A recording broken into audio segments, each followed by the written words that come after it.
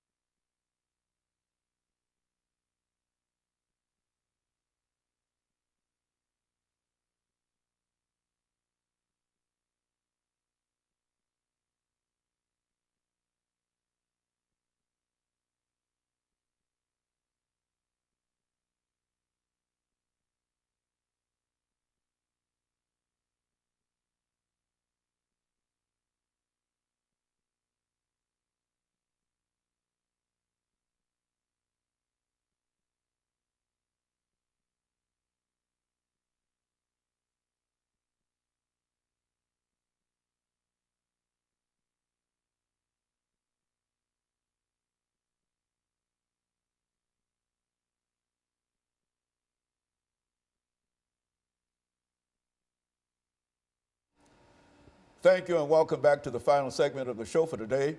We're talking to Pastor Kay Walker, Miss Erica Lanier, and Mr. Preston Stewart. And Mr. Stewart, let us continue our conversation with you by having you to give us some information in reference to the issue of discipline in the school setting, because I think that many of us recognize that there's quite a problem in terms of discipline in the system. And so let's talk about it from that perspective. That's another area in which I'm very passionate about, is the fact that students are presenting certain types of behavior that they have to be disciplined and they have to be suspended from school. They put in school suspension. My concept is, and my theory is, that the average child who has been suspended from school or punished in any kind of way will have the attitude that I did the crime, I did the time, but your punishment didn't change my mind. So in some way, the school system has to convince that child that he is tomorrow's America and that the discipline problems he presents in school is standing in his way of his economics in terms of him being able to support himself in a way that's fruitful for him. All the children have a dream, and I think the first step is that each child in school should be helped and convinced in what his goal is. He should decide whether he's going to be a doctor, a lawyer, a nurse, even a mechanic, and have a goal in school. And when he acts up in school, let him know he's threatening the economics of his survival to the standpoint that, and once you convince a child of that he's, and show him that it's his profit. It profits him to behave a certain way in school to his advantage, to have a certain attitude. And let him know that his attitude determines his altitude. And that you do certain things in the school that's uplifting, that's motivating, and inspiring.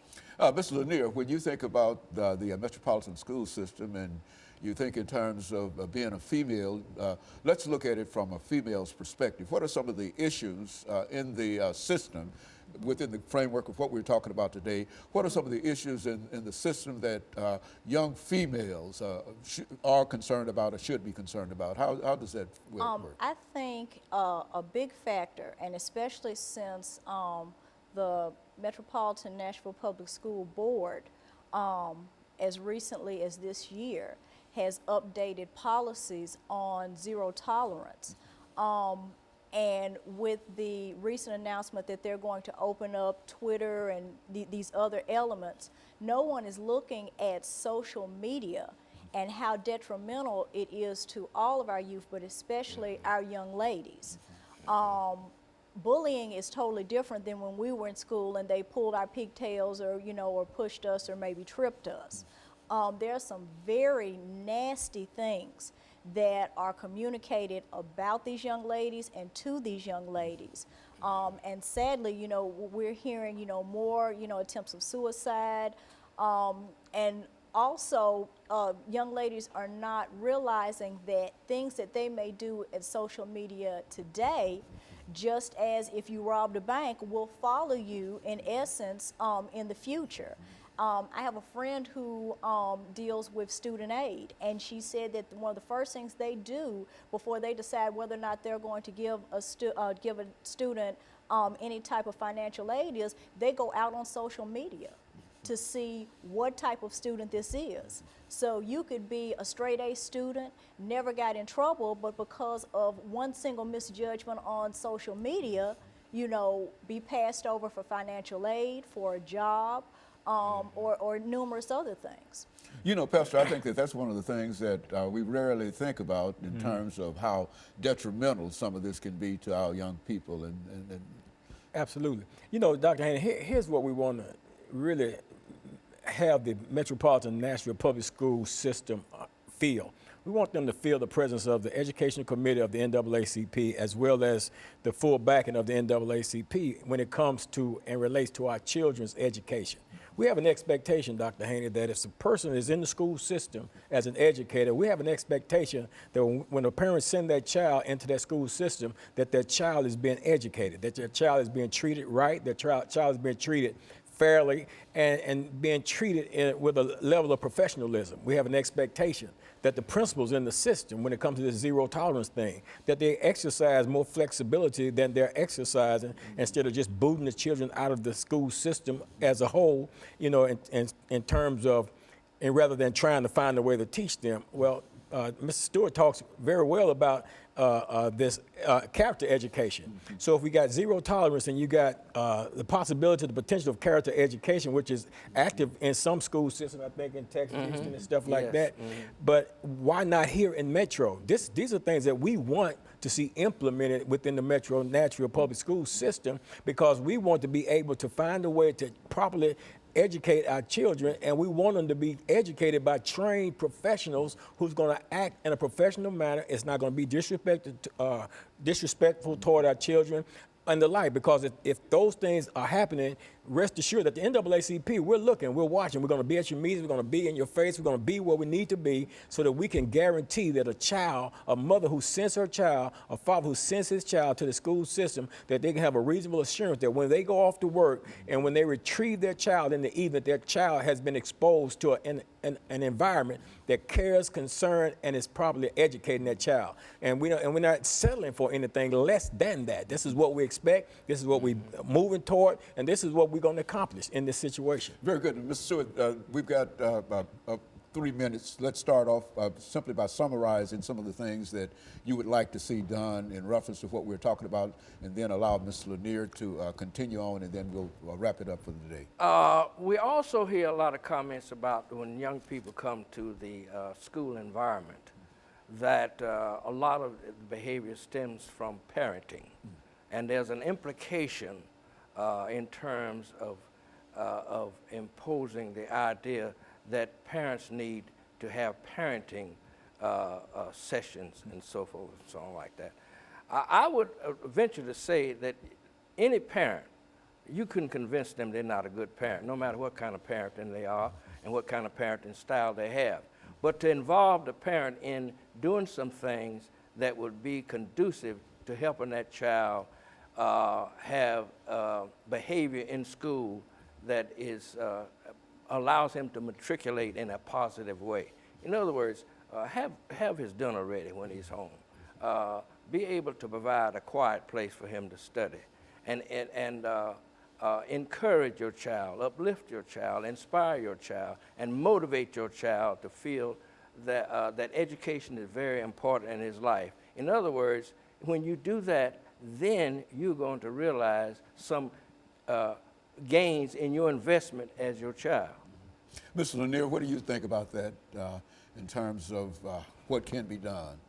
I think that, of course, all of us need to be constructive in our input in terms of children, but I think also it's important that as taxpayers and voters, that we voice and hold accountable the administration that is duly responsible for educating all of our children. Especially as voters, and I think that all of us would agree that there is a political element within the school system in a real sense, Common Core and et cetera and et cetera. And I would imagine that each of you would encourage more people to participate and find out exactly what's going on in reference to Common Core, and to try to do our best in terms of making it viable in a real sense for the children not only African Americans, but the children that are served by the National Association for the Advancement of Colored People.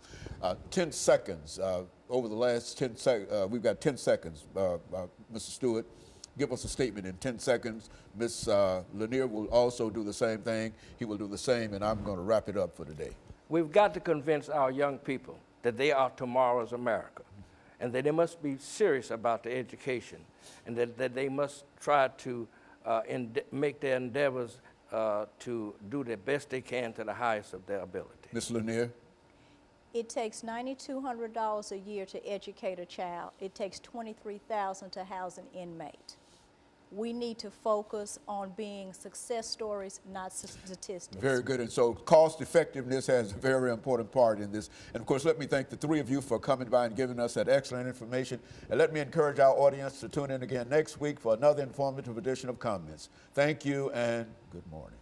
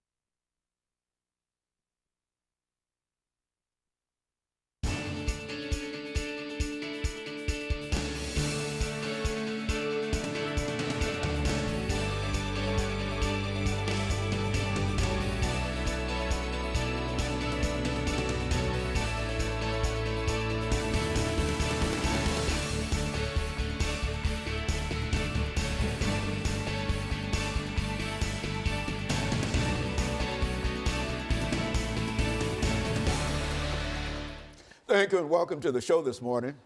The topic this morning is Peace Ambassadors USA. And we have to talk about Peace Ambassadors USA. Mr. Arafat, Mr. Arafat, who is the Executive Director of Peace Ambassadors USA, as well as the founder of that organization. Mr. YSArafat. And of course, Mr. Arafat, let me welcome you to the show this morning and to tell you how delighted we are to have you with us and to talk about what I consider to be a very, very important topic, and that is peace. Absolutely. And I think that you've got a program that you call Peace Ambassadors USA that you'd like to talk to us about this morning. But before we get into that, Mr. Arafat, let's see if we could get from you some information about your background, your education, and some of your experiences, and then we'll, by the end of this segment, we'll have an opportunity to talk about the organization itself, Peace Ambassadors USA. Well, thank you so much for inviting me, and the pleasure is all mine. My name is Yasser Saleh Arafat. I was born in Yemen originally. I came as a teenager to Brooklyn Heights, New York. And in '95, I came to Nashville, Tennessee, and it's been home since. I worked at the Metropolitan Public Schools as an ESL parent liaison for a few years. And then I became the Director of Education and board member of the Islamic Center of Nashville, the one on 12th Avenue, until 2010. We established another Islamic center called the Islamic Center of Tennessee, and I was one of the main founders and vice president.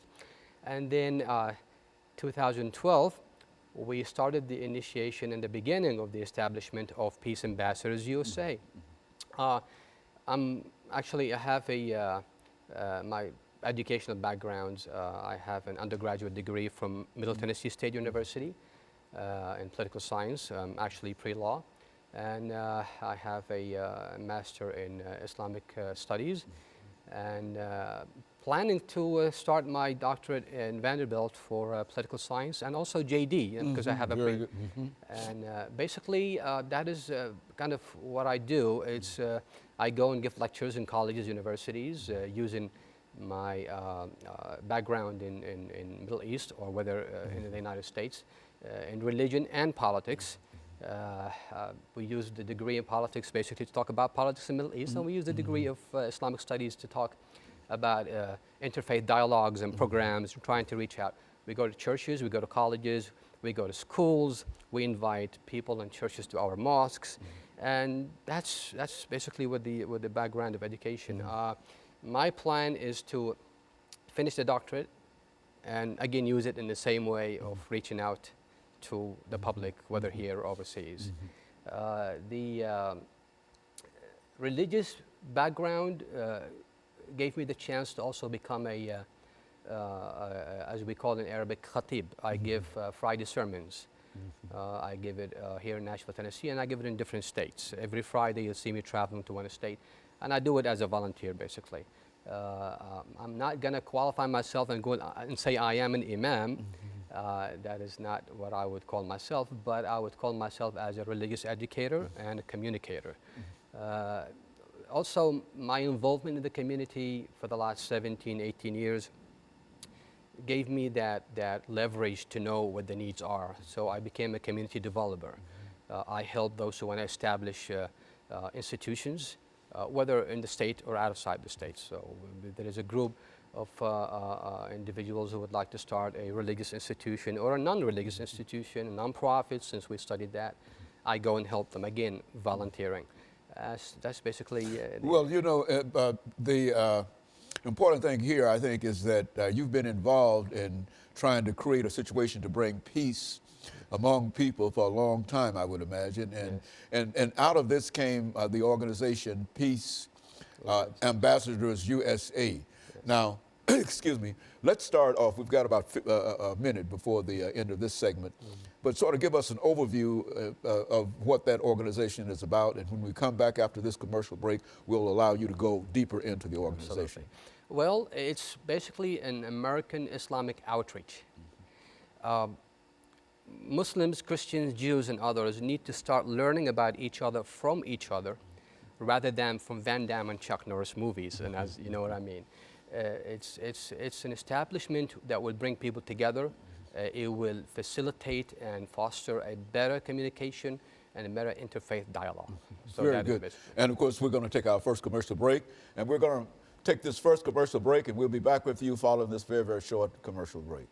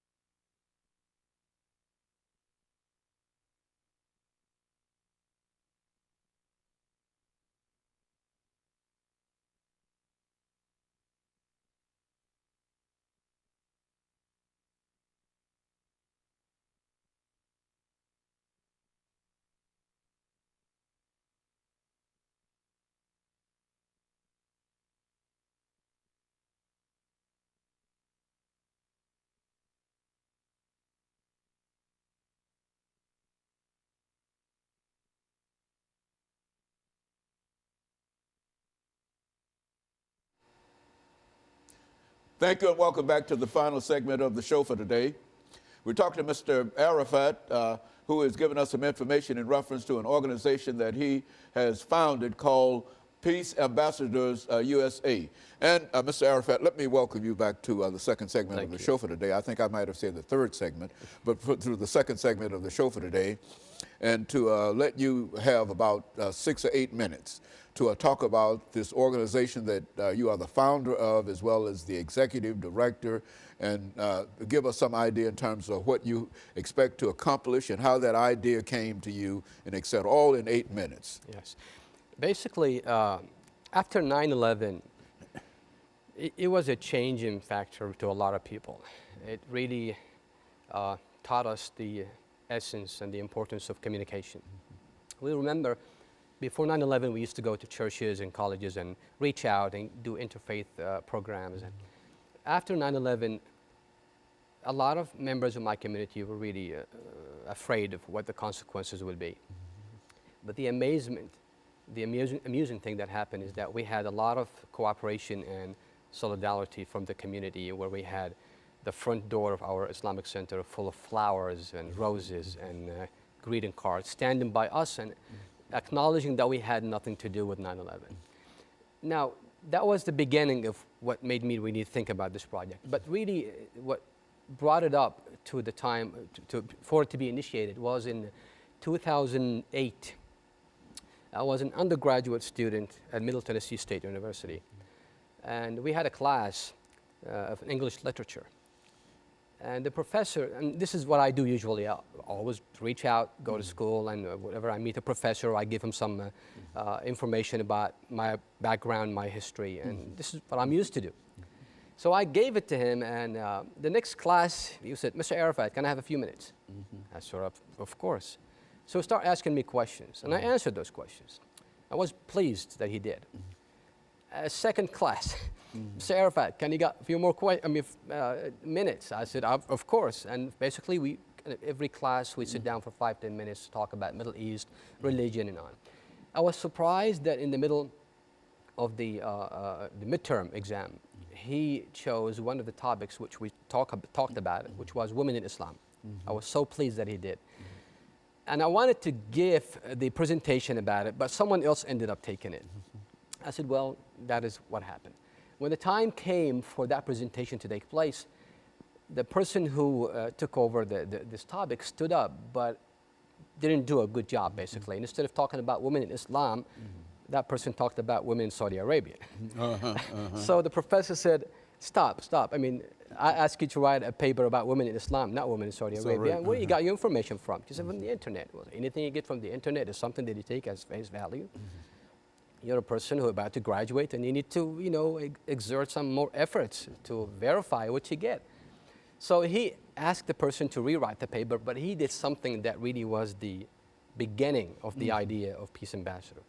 He stood up and said, well, first of all, you need to rewrite the topic.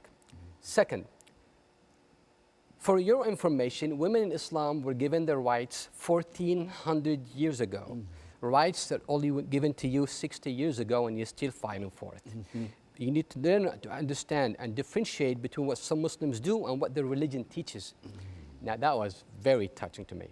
And that's when the light bulb came to my head. I said, well, what about if I start a program to reach out to professors, to churches, to teachers, and try to educate them about the real teaching of Islam, not what they see on TV and other places. And that's when the idea of Peace Ambassador. So we went ahead in April of 2012.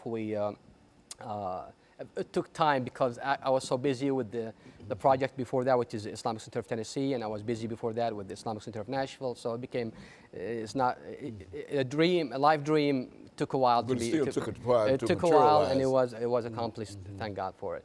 So we signed up, and we started. Now, at the beginning, we used one of our mosques. Still continuing to do visitations, visit churches and stuff. But what ends up happening, we needed a place because the dream is big. We want to have our own radio station. We want to have our own IMAX theater. We want to have our own programs where we're going to be providing free Arabic classes, free English classes, free Spanish classes, free legal consultations, free domestic violence consultations, soup kitchens. We want to have our own free legal consultations and all these things. We want to show the community the true face of our religion through interaction and services. See, this is something that I always say to my brethren. We talk a lot, but when the time comes for action, we don't do enough action. We need to change that. We need to get out of that box of self-imposed isolation as a community and start reaching out to the people around us. I'll give you an example. I went to a church a few months ago in a nearby state of Nashville. And usually before I go to a church, I check the background of the church, what kind of denomination, even the age difference and male or female. It helps to cater the speech to fit your audience. Very good. I didn't have the time to do so. So I said, okay, I'll just go. And when I got there, usually I start by cracking a joke. And my name is really cracks a joke. My name is YSArafat4, a well-known name, yes, no relationship. And that's what I do. I say, well, thank you very much for inviting me. Salam, shalom, peace. My name is YSArafat4, no relationship to the Palestinian leader. Usually people laugh.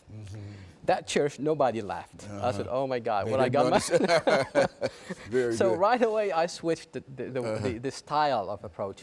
So I said, first, thank you for inviting me. Second, I got a question. It's a silly question, but please bear with me. Who of you know where did Jesus Christ come from? And of course, they all raised their hands. Where from? Jerusalem. I said, correct, where is Jerusalem? He said, the Middle East. I said, wonderful, wonderful. Now, where do you think I come from? Probably from the Middle East. I said, correct. Now, let me ask you this question. Do you really think that Jesus Christ, who came from the Middle East, will most likely look like me or you? And the atmosphere completely changed. I said, the reason I'm saying this is just in case there is any kind of prejudice, please remove it and listen to us. That is the message of Peace Ambassadors, reaching out, bringing people together, educating about ourselves from each other rather from someone else. Very good. And of course, you started this organization in April 2012. 2012, and, Yes. And the organization is growing now, and you're reaching out. Are you the only person that's involved in that organization, or have you got a core of No, we have a behind? board. We have a board. We have the executive committee. We have a board of directors. And by the way, we purchased the building. We are at the beginning. We're about to have an initial opening this Saturday, the 22nd of March. Very good. And of course, we're going to take our second commercial break, and then we're going to come back and talk. And we'll be back with our audience following this very, very short commercial break.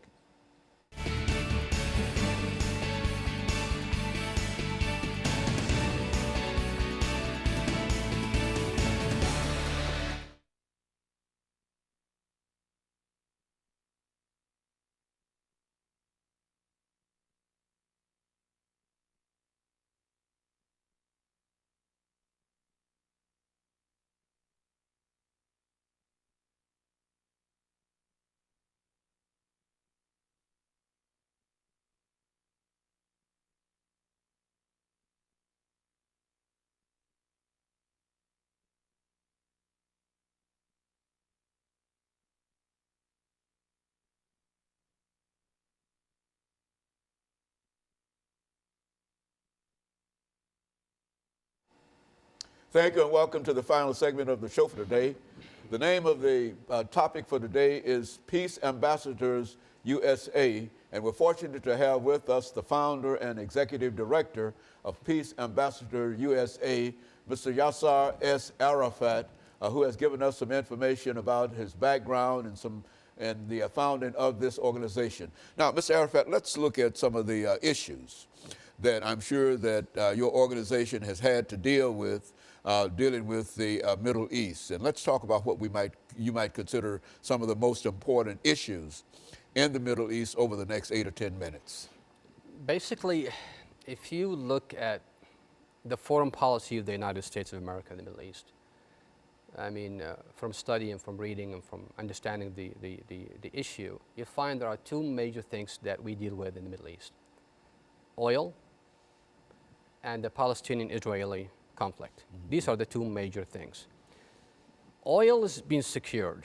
We have good relationship with the region, at least the governments of the region, and so we have a good flow, so we're not going to have to go through the embargo of the 70s. And second is the Israeli-Palestinian conflict, and this is, to be honest with you, is the crucial, the most important issue in that part of the world. I see our foreign policy of our government failing, and it has been failing for a long time. It's unfortunate to say that. And it's failing because there is no genuineness involved. Once we become a just broker to reach peace, it becomes much easier for us to bring people on the table.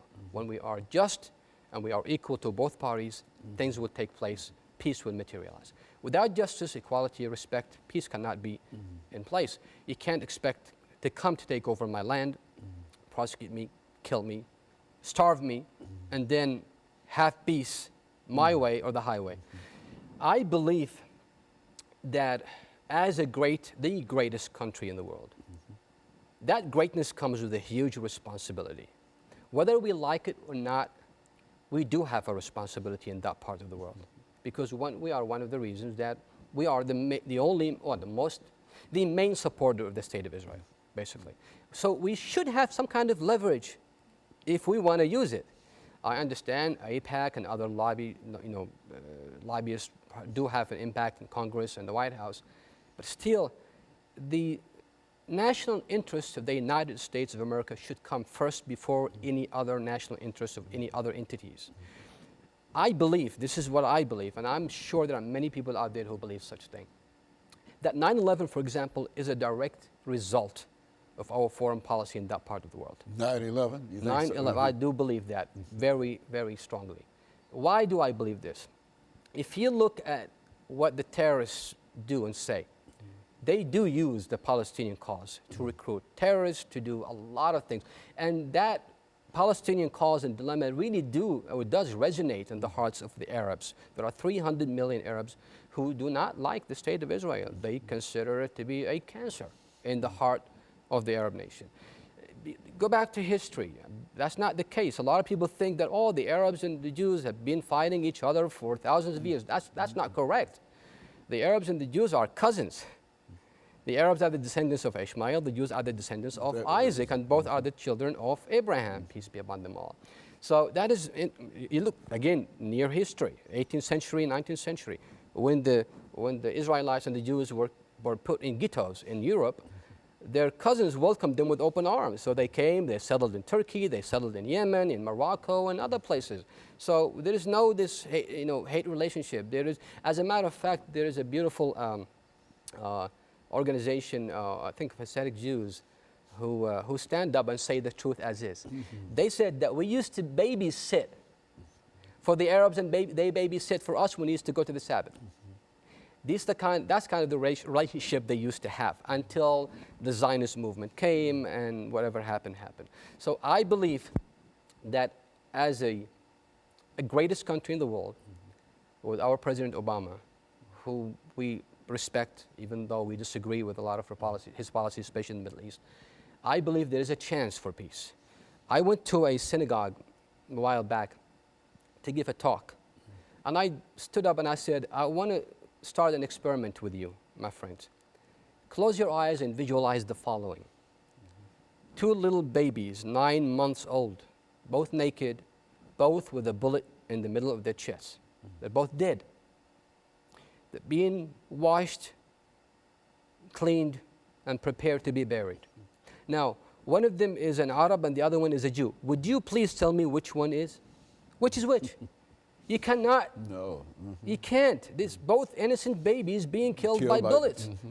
Who's to blame? The babies? No, us. What have we done to reach out? If we do not become a just broker and reach out and use the leverage that we have against Israel and bring them together to the table for them to compromise and accept the UN resolution. And I don't know if you've read this, in 2002 in the Beirut summit, the Arab League, there was a Saudi initiative which told Israel, accept the UN resolutions, go back to the 1967 borders, allow the Palestinians to have their own states, and we will normalize all relationships with the state of Israel. We will recognize the state of Israel, we'll open borders, and we'll have just a regular relation just like any other state. Question is, why didn't Israel accept such a thing? They say the Arabs don't want a peace, the Arabs don't want peace. That is not true. It's unfortunately, that is not true. But what we need to do right now is to ask our government, and in particular our President Obama, to really make better choices for our own safety in this country. There is a lot of resentment, and if we do not reach the peace of hands, and that's what we're going to try to do in Peace Ambassadors, reach out to people here and over there and tell them, hey, as people, we could create a powerful segment of society where we could influence the decisions that are made in the government. We want to live in peace, but we want to also let others live in peace. If we come into the Palestinians and say, as American people, which I believe American people, I was in Kuwait last year and I said something on the radio. I said, American people are the most generous, most God-loving people I've ever seen in my life. And the person who was given the interview was like, you sure? I said, yes, I am one of them. So again, they don't know us like we don't know them. And through these kind of reach out programs and communication and peace ambassador programs, I think we could foster a better way of reaching out and getting to know each other. I was one day in the church, and one of the people there asked me, Mr. Arafat, why do you guys worship statue? See, they think that Muslims worship a statue, his name is Allah, and that is the moon god. And that's why we have the crescent on the top of the buildings. It has nothing to do, we don't have such a thing as the moon god. So I don't blame them, to be honest with you. Because they don't know. They don't know. I blame myself and the Muslims in general. What have we done to reach out? When was the last time you knocked the door of your neighbor and told them, hey, I'm a Muslim, would you like to come for dinner? When was the last time you talked to your classmate or co-worker or whatever? A lot of Muslims shy away, and again and again and again, I do blame myself and my community for not reaching out more, and we are planning to change that. And so you believe that the organization that you are the founder and the executive director, the Peace Ambassadors in USA, can play a significant role in terms of reaching out and making people understand both sides of any kind of question that might be raised dealing with any problems that you might have in the Middle East. Absolutely. Is that what we're saying? Absolutely. What we're going to do, we're going to start with our own neighbors next door. That's where we start building those kind of good relationships. You can't just reach out to next city when you have problems with your own people next door. You got to start with your own, those who are around you.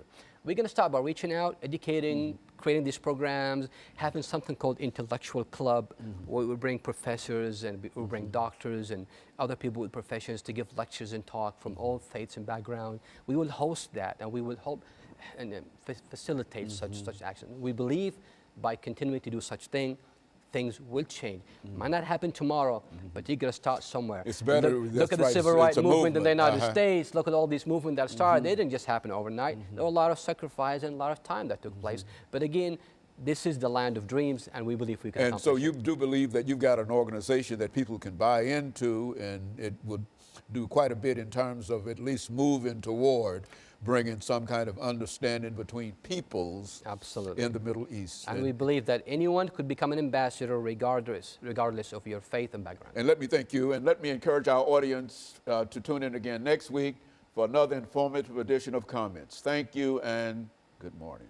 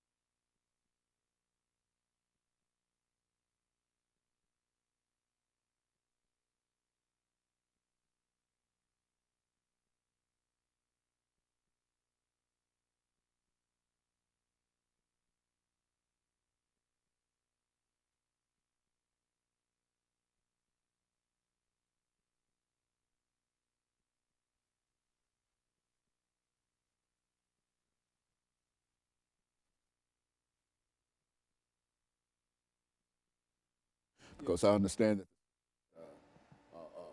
all-night session, not quite recently, did.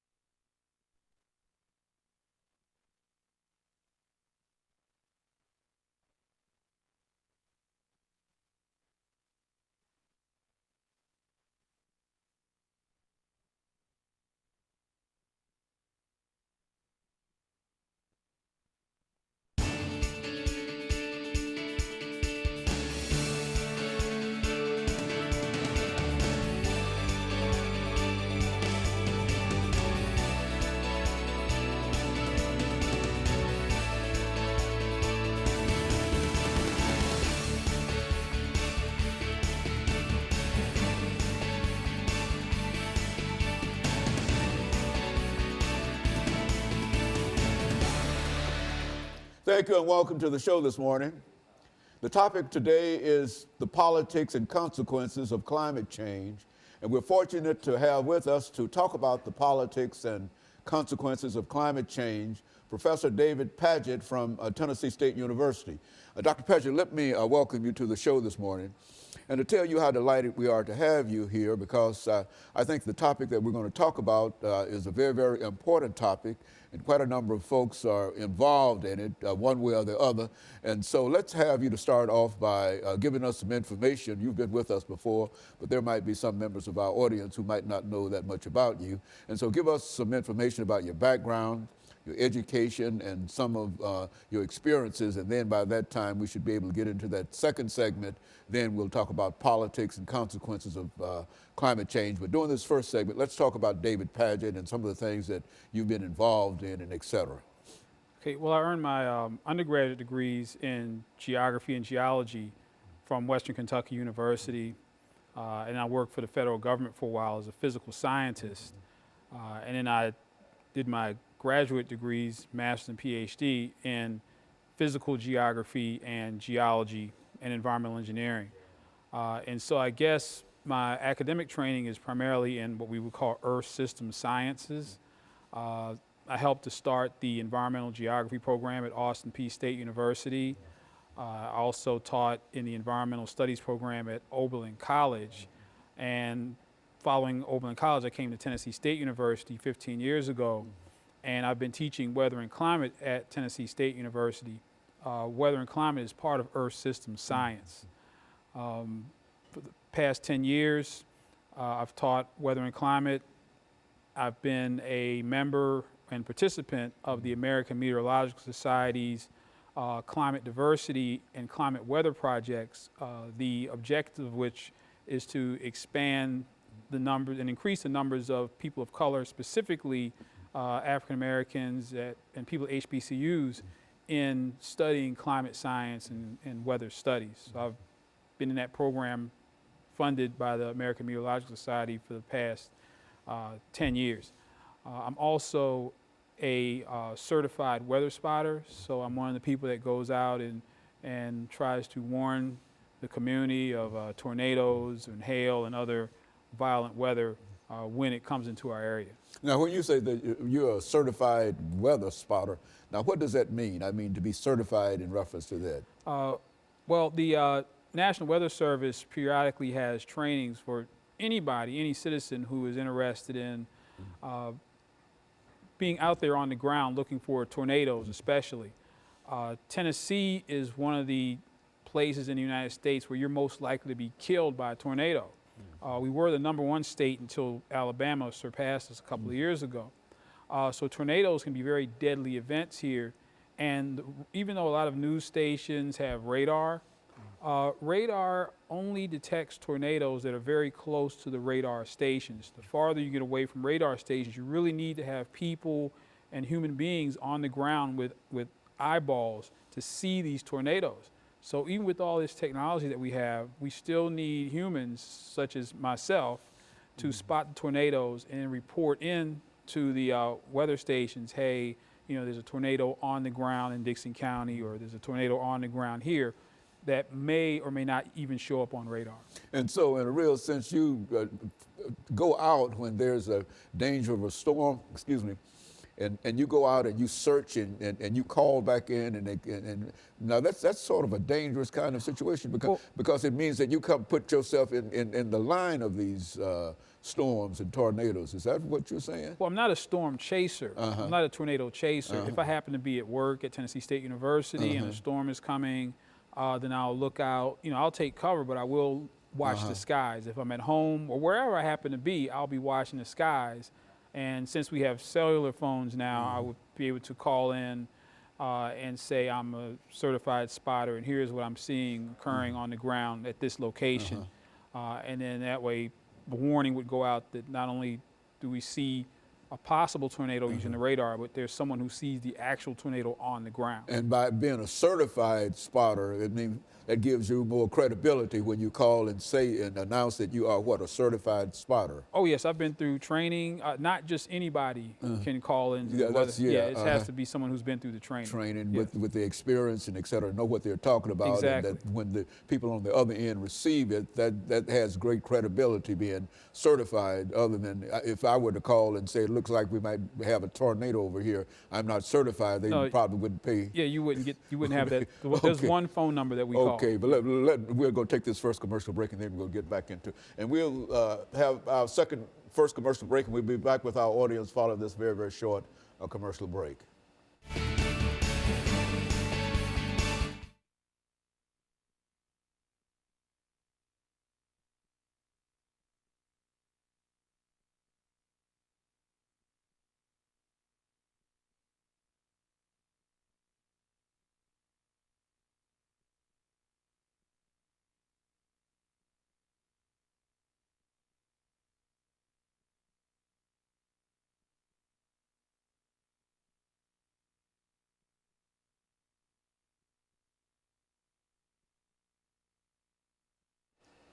Thank you and welcome back to the second segment of the show for today.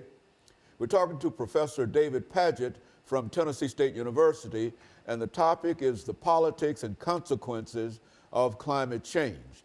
Dr. Padgett, before we had our first commercial break, we promised that we'd give you an opportunity to talk about what we consider to be the politics and consequences of climate change. And I think the reason we decided to entitle this The Politics and Consequences of Climate Change is because quite recently there was an all-night session in the United States Senate dealing with this issue of climate change, and we therefore felt that it was time to again have you in to talk to our audience again about what it means, what climate change is, and what the politics of it, and some of the consequences of the climate change. And so from that perspective, let's do it that way.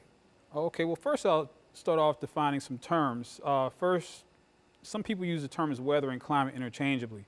Weather refers to the atmospheric conditions in a very localized place, such as Nashville, but climate is over a much wider area and usually over a much longer period of time. So when we talk about climate, we're not talking about atmospheric conditions right here, right now. We're talking about what have the atmospheric conditions been over the past 100 years or 1,000 years or even 10,000 years. The next couple of terms I want to define are climate change and then global warming. Global warming is the more controversial of the two because that means that apparently the Earth's average atmospheric temperatures are warming, which they absolutely are. But when you start to say global warming, people start to get, that's a little scary for some people. So oftentimes people use the term climate change because the climate is constantly changing. The Earth has been through several ice ages, so the Earth's temperature has gotten warmer, and it's gotten cooler, and then warmed up, and then the ice melted, and so on and so forth. Now, what's controversial about climate change and/or global warming is the cause of it. Now, there is no debate over whether or not the Earth's average temperature has been warming. If you look at all the evidence, if you look at the past couple of decades, we've had the warmest decades, warmest months we've ever had in recorded history. So the debate is not over whether the climate is getting warmer or not. We definitely know that. The question is it human caused or is it natural? Now, if it's human caused, that means that we humans are releasing greenhouse gases such as carbon dioxide into the atmosphere. What carbon dioxide does is it absorbs long-wave radiation, and it's that long-wave radiation that warms the Earth's atmosphere. So in theory, the more carbon dioxide there is in the atmosphere, the warmer the atmosphere is going to become. We humans put carbon dioxide in the atmosphere through burning fossil fuels. We drive our cars, we burn coal.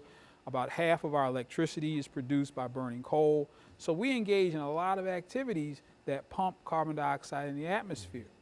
The question is, are we pumping so much carbon dioxide in the atmosphere that we're causing the climate to change, that we're putting so much extra carbon dioxide in the atmosphere that it's absorbing excessive amounts of long-wave radiation and pushing our temperatures higher and higher, which eventually will melt the polar ice caps, which is melting glaciers, which will cause sea level rise and any number of consequences.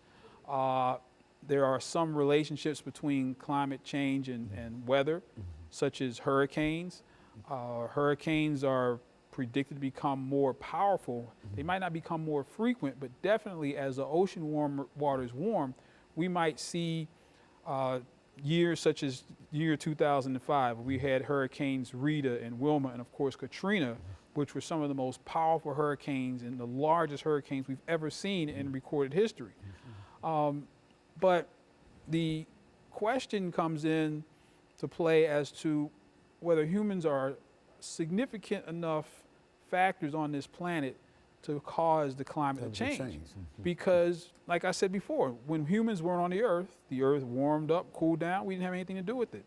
One volcano can put enough greenhouse gases in the atmosphere, it will be an equivalent amount of humans putting that amount in the atmosphere through our activities. One volcano.